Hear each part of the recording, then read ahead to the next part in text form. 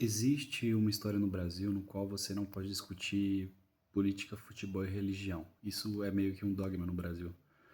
Isso foi implementado ao decorrer dos anos e cada vez menos as pessoas discutiam sobre política por conta da questão da corrupção, da questão da ignorância das pessoas. Até hoje as pessoas acreditam que o Lula teve um governo bom. O primeiro governo do Lula foi bom para o Brasil. E isso é uma grande mentira.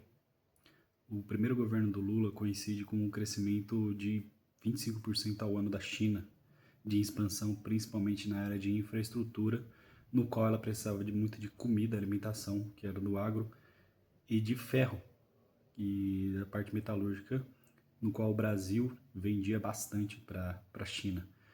E esse tempo foi o início do primeiro mandato do Lula, e o Brasil teve um boom de commodities.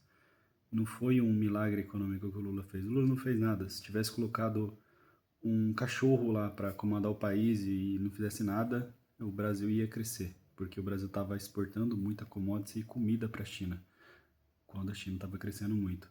E muito pelo contrário, ainda teve muitos escândalos de CPI, mensalão, isso daí em meados de 2005. Existe um livro chamado A Estrela Cadente, de Luiz Inácio Lula da Silva, de 2005, Rodrigo Constantino. Ele mostra todos os esquemas de corrupção do Lula. Existe um programa chamado Fome Zero.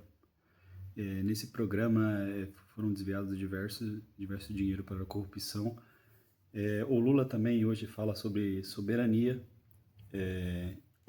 soberania do Brasil, mas isso é uma grande falácia, porque o Lula sempre interferiu em todas as políticas da América do Sul.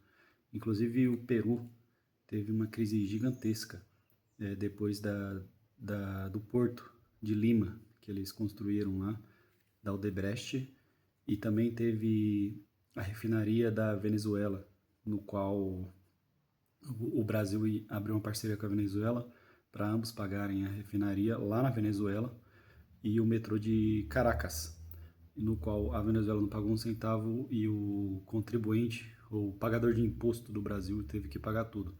Diversos escândalos de corrupção e o Lula sempre à frente disso daí com o PT no poder. Então o primeiro governo do Lula não foi bom para o Brasil. O Brasil simplesmente pegou um fiscal que estava redondinho, o FHC, o Fernando Henrique Cardoso, deixou pronto para o Lula, e o Lula destruiu isso, gastou como se fosse um louco. Só que como o Brasil estava crescendo, ele sempre ficou no 0 a 0, porque aumentava a receita e aumentava a despesa ao mesmo tempo.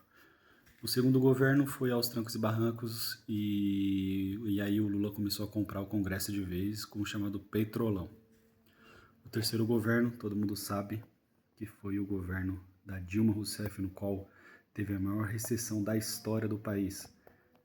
Teve um pingo de culpa da crise de 2008 nos Estados Unidos, a crise imobiliária. Mas o Brasil teve muito tempo para se organizar, não se organizou, teve diversas pedaladas fiscais e foi um desastre, levando à queda da Dilma e a maior recessão da história do país. O Temer arrumou um pouquinho a casa e o Lula veio de novo ao poder. Dessa vez o Lula, espertamente, ele fez uma coisa chamada arcabouço fiscal. Esse arcabouço fiscal é meio que um jeito de lubridiar essa lei das pedaladas fiscais para o Lula não sofrer um impeachment. Ele está comprando o Congresso de novo, através das emendas, e controlando o Congresso e o Senado através do Judiciário. Ele fez um acordo com o Judiciário, ele colocou o Dino lá para justamente ser o braço forte dele, junto ao Alexandre de Moraes. Então isso é o Brasil atual, entendeu?